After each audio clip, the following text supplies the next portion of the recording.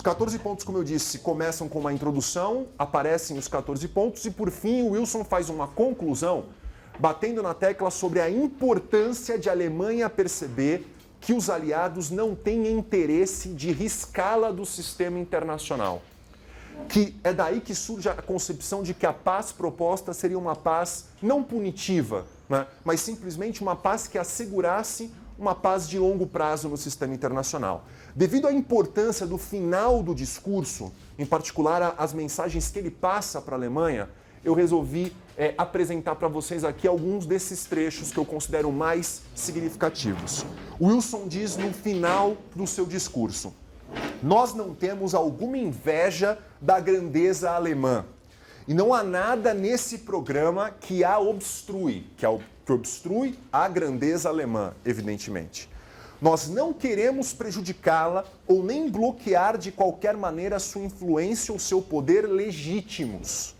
Nós apenas queremos que ela, a Alemanha, aceite um lugar de igualdade entre os povos do mundo, ao invés de um lugar de senhorio, de ser uma espécie de senhor ou tentativa de hegemonizar determinadas regiões do globo, né?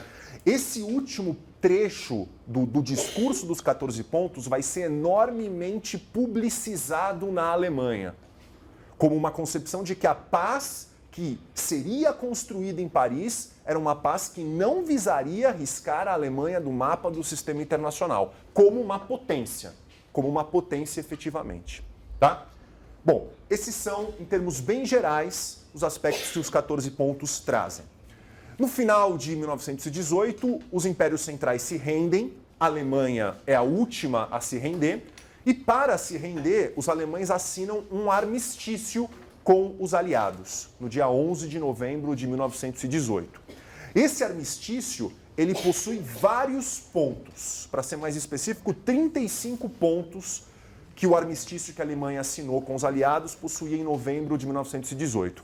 E a ideia central do armistício, apesar de em nenhum momento realizar-se menção aos 14 pontos, é o de que o princípio da paz seguiria, em linhas gerais, os aspectos que os 14 pontos levantaram. Mas quando você analisa o armistício em si, em termos específicos, né, como eu disse, são 35 pontos, muitos deles extremamente específicos, né? Não valeria a pena aqui reproduzi-los como eu fiz com relação aos 14 pontos, mas eu queria destacar 5 aspectos que aparecem no armistício que a Alemanha assina com os aliados em novembro de 18. Em primeiro lugar, para começar um processo de negociação de paz, a Alemanha tinha que cessar todas as atividades militares, tanto no mar quanto atividades militares em terra, tá? Além disso, a Alemanha precisaria evacuar todos os países que ela tinha tropas no momento. Isso incluía norte da França, isso incluía a Bélgica, isso incluía os Balcãs, né? Todas as regiões que possuíam tropas alemãs deveriam ser evacuadas. E um detalhe muitíssimo importante para a gente: a Alemanha também deveria evacuar a Renânia, que é um território nacional alemão. Ou seja, a Alemanha deveria retirar tropas da margem tanto esquerda quanto direita do rio Reno, tá? E esse é um aspecto muito importante para a Conferência de Paz de Paris, como a gente vai ver mais para frente. A Alemanha também teria que se comprometer a entregar uma quantidade enorme de equipamentos militares e equipamentos navais em geral. Então, todos os submarinos alemães são entregues para os aliados, praticamente toda a marinha militar alemã é entregue aos aliados. Há um anexo no armistício estabelecendo metralhadoras, minas, tipos específicos de infantaria pesada em quantidade específica que a Alemanha deveria entregar para os aliados num determinado prazo, tá? Então, isso é importante porque você está basicamente tirando toda a capacidade, né, do adversário, caso esse adversário não considere a paz a ser construída uma paz legítima, de poder reagir minimamente, tá? Apesar de que as condições dos impérios centrais no final da guerra eram condições muito precárias, né? E mesmo se esse armistício não tivesse sido assinado, muito provavelmente nada se poderia fazer. Um quarto ponto e esse é um ponto extremamente importante, talvez é a única menção indireta que o armistício faz aos 14 pontos. A única menção indireta. Ele não é mencionado diretamente. Mas um dos pontos do armistício afirma que a Alemanha deveria pagar reparações de guerra. Reparação de guerra não é a mesma coisa que indenização. A Alemanha pagaria reparação a estragos que ela fez em territórios vizinhos, na marinha de países vizinhos ou na marinha mercante, por exemplo, de países neutros. Mas ela não pagaria custos de guerra, ela não indenizaria ninguém. Tá? Esse é um aspecto muito importante. E por último, enquanto a paz não fosse assinada e ratificada pelo Congresso alemão, pelo Legislativo alemão e pelo Legislativo das demais potências aliadas, o bloqueio comercial marítimo contra a Alemanha continuaria. Então os aliados decidiriam o que poderia entrar e o que poderia sair do ponto de vista de comércio naval, mercante, na Alemanha. Tá? Isso é um outro mecanismo de pressão, evidentemente, né, que impediria uma retomada do conflito caso, por exemplo, a Alemanha se sentisse desvalorizada ou se sentisse injustiçada pelos termos de paz. Tá? Então, eu sei que eu acabei falando de uma maneira talvez até um pouco extensa sobre esses dois aspectos prévios, mas eu acho que eles são extremamente importantes para a gente entender o clima, a maneira pela qual as decisões da Conferência de Paris com relação à Alemanha vão ser recebidas dentro da Alemanha e dentro da recém-proclamada República Alemã, que vai ser a chamada futura República de Weimar do país. Tá?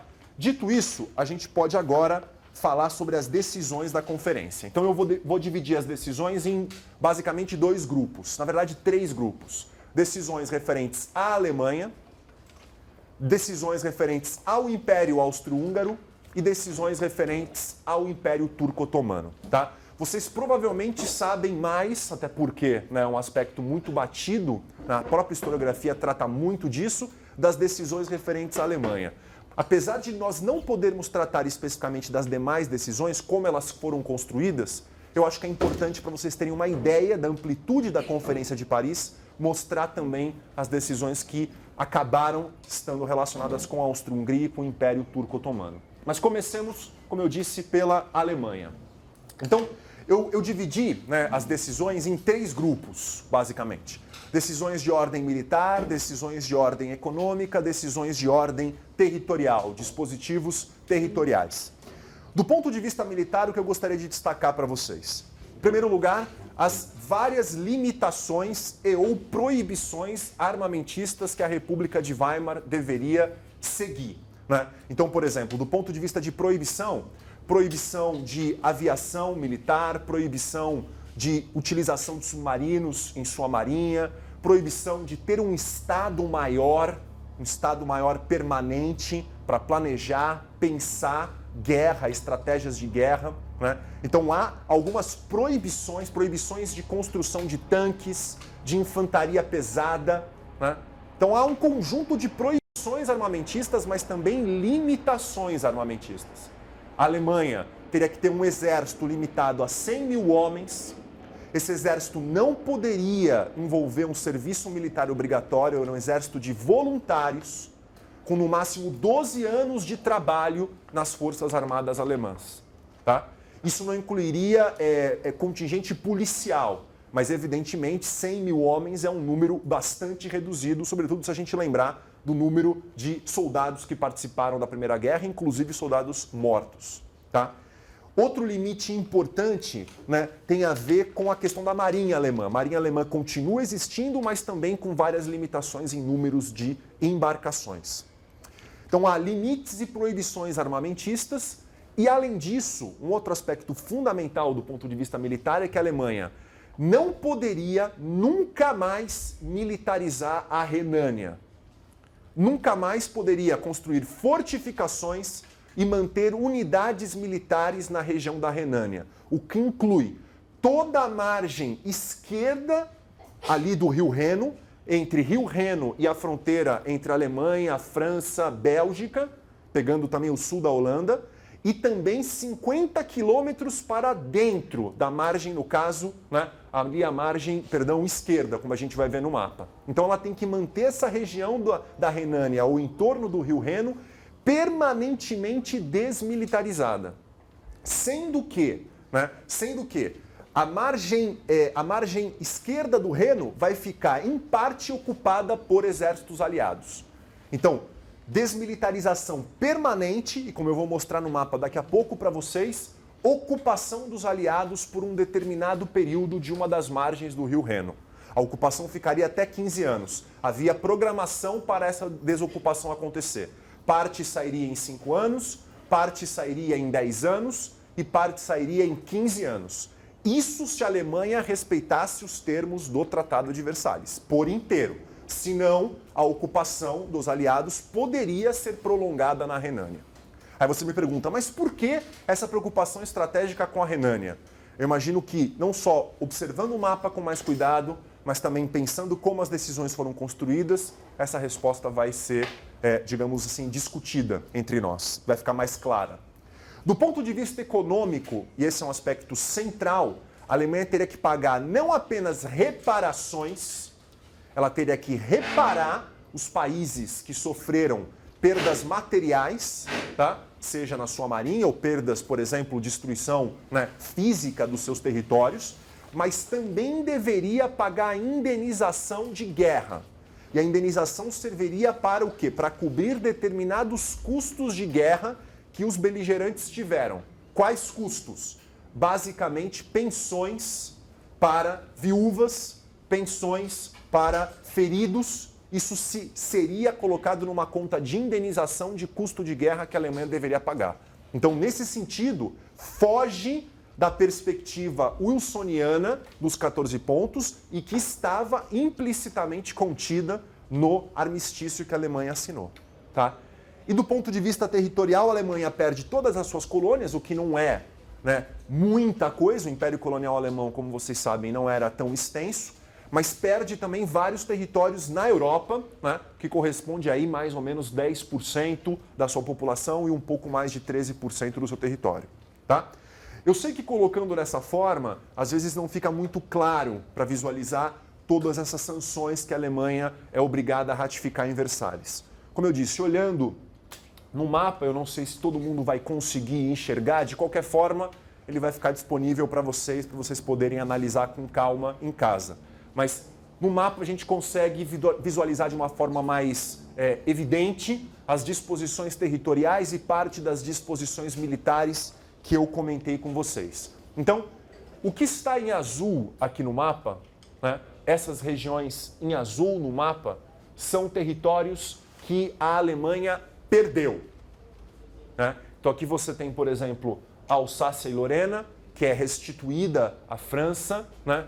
A região aqui de Eupin e Malmedy, que é restituída à Bélgica, a região aqui da antiga Prússia Oriental, parte da Prússia Oriental, que é dada à Polônia e que vai formar, né, o chamado corredor polonês, apesar do porto aqui de Danzig não ser um porto que pertencerá à Polônia, ele vai ser um mandato da Liga das Nações, vai ser um porto livre, né? Mas a Polônia, evidentemente, vai ter pleno acesso às estruturas portuárias de Danzig, o que é fundamental. Né? E a região aqui de Memel, que também fazia parte da Prússia Oriental, vai acabar indo para a Lituânia. Inicialmente uma área livre, também mandato da Liga das Nações, mas posteriormente vai acabar sendo incorporada pelo recém-criado Estado da Lituânia. Então, o que está em azul, a Alemanha perde.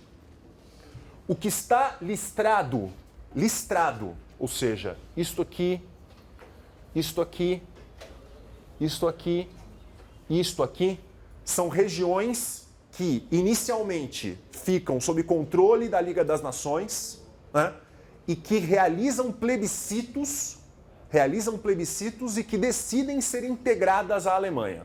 Né? Na verdade, só a região aqui do Sarre é que fica de fato sob controle da Liga das Nações, porque o plebiscito no Sarre vai acontecer só 15 anos depois da conclusão do Tratado de Versalhes.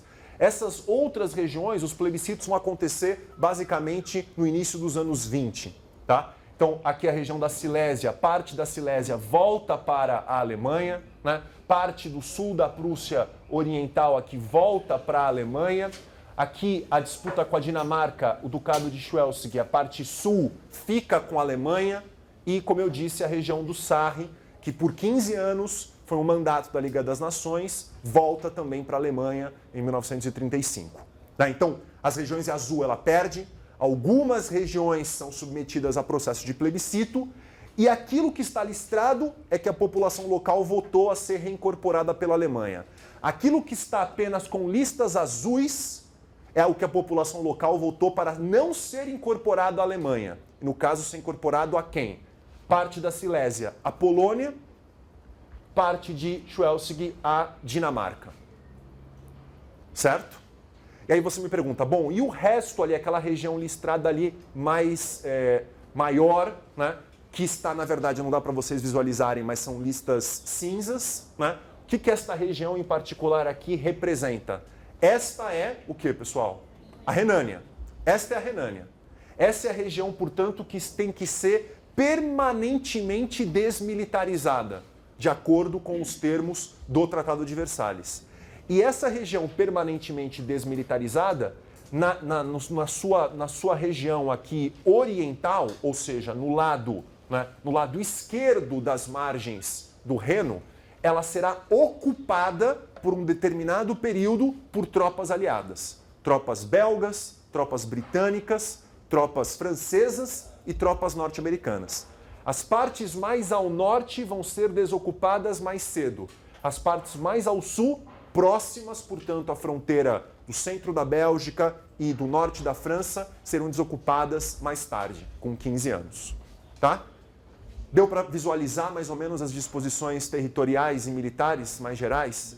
Para vocês conseguirem observar de uma forma mais específica a situação na Renânia, eu trago um outro mapa que mostra a disposição das tropas aliadas em cada uma das partes do lado esquerdo da margem do Rio Reno. Então, como você pode perceber, as tropas belgas ficariam com a ocupação ali mais ao norte, tropas britânicas centro-norte, tropas americanas centro-sul e tropas francesas ocupariam basicamente o sul da Renânia nas suas margens esquerdas. Tá?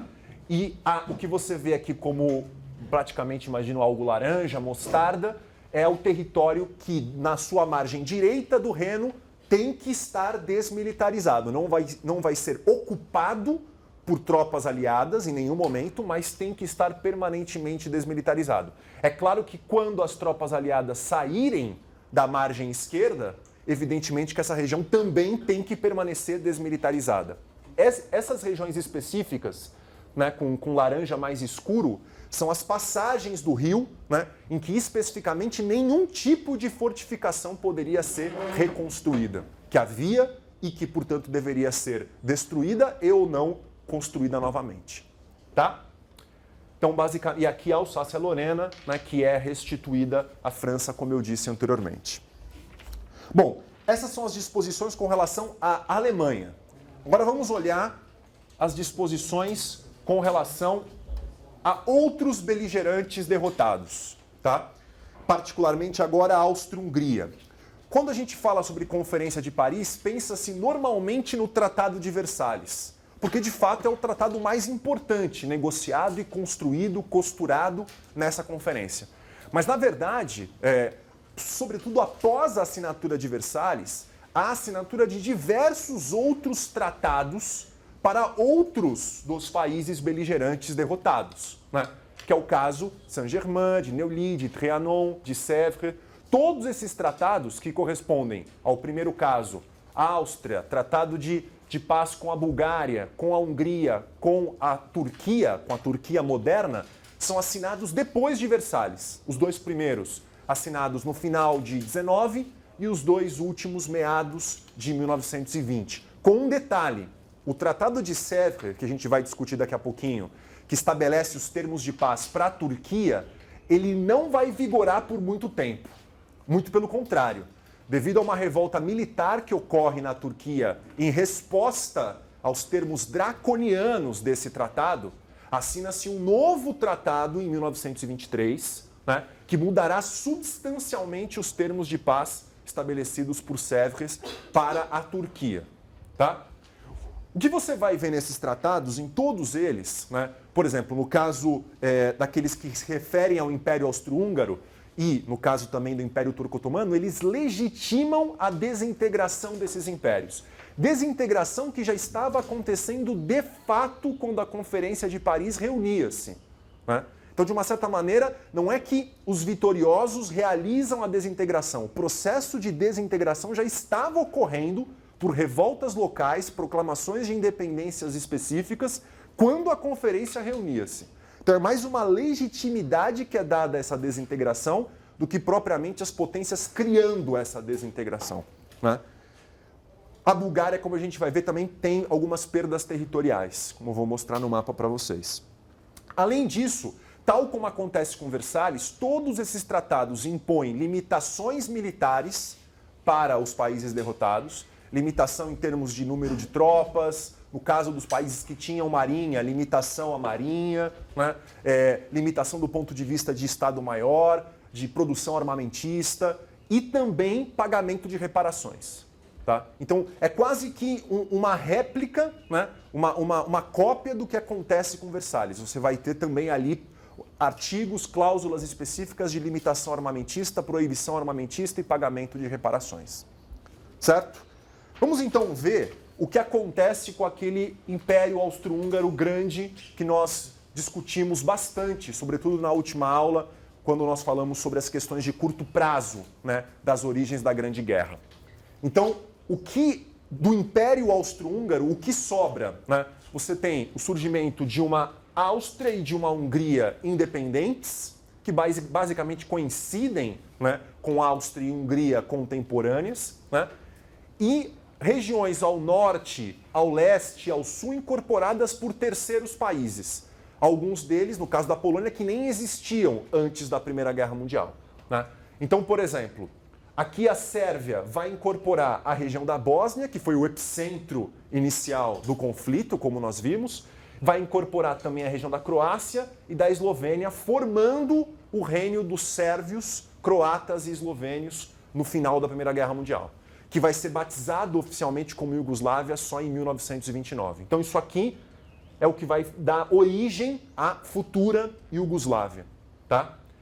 A Romênia vai incorporar toda a região da Transilvânia, da antiga monarquia húngara. Então a gente pode perceber o quanto o Estado romeno, da mesma maneira que o Estado sérvio, crescem de maneira substancial no período pós-Primeira Guerra. E a Romênia ainda incorpora uma região da Rússia, que é a região da Bessarábia. Né? A gente não vai tratar especificamente da Rússia hoje. Nosso foco não é a Rússia hoje, porque a situação ali é muito mais complexa, devido ao contexto revolucionário. Mas eu quis só fazer menção à incorporação, porque eu acho que é importante. A Polônia pega toda a Galícia do antigo Império Austro-Húngaro, a Tchecoslováquia surge, né, com a junção da província da Eslováquia, das províncias de Boêmia e Morávia e, sobretudo, com a incorporação de regiões com população majoritariamente alemã no norte do futuro país, que é a região dos Sudetos. Tá? E, por fim, a Itália incorpora a região do Trentino e do Tirol do Sul, com um detalhe muito importante. A região do Tirol é uma região majoritariamente povoada por alemães também. Né? Os italianos bateram na tecla sobre a importância do Tirol como uma necessidade de defesa natural. Né? Que aqui a passagem de Brenner nos Alpes garante uma defesa natural para essa monarquia italiana. Então é interessante que o princípio da autodeterminação, por exemplo, com relação ao Tirol, não vai ser respeitado, né? Porque passa a ser incorporado pela Itália sem que tivesse maioria de população italiana. E a região aqui da Ístria, em particular o porto de Fiume, que a gente vai discutir na aula que vem, que gera uma crise diplomática muito séria entre a Itália e o reino dos sérvios, futura Iugoslávia, ela não é incorporada na Conferência de Paz de Paris. Inclusive, a Itália sai da conferência por causa disso. Esse é o principal motivo. A Itália fazia questão de ter acesso a várias regiões da Dalmácia, como não consegue, em protesto, o premier italiano Vittorio Orlando deixa a conferência por um pouco menos de um mês. Depois retorna, mas deixa a conferência num momento crucial em protesto. Então, a Ístria vai ser incorporada no início dos anos 20, mais para frente, não como resultado da Conferência de Paris. Tá? Então, olhando o quadro, e aqui também levando em consideração a Bulgária, né? A Bulgária não tem grandes perdas territoriais, mas ela tem uma perda territorial estratégica. Ela perde toda a Trácia Ocidental, que vai para a Grécia, né? E, portanto, a Bulgária perde acesso ao Mediterrâneo. Do ponto de vista estratégico, isso é algo que vai trazer implicações sérias, como a gente vai ver no contexto do entreguerras.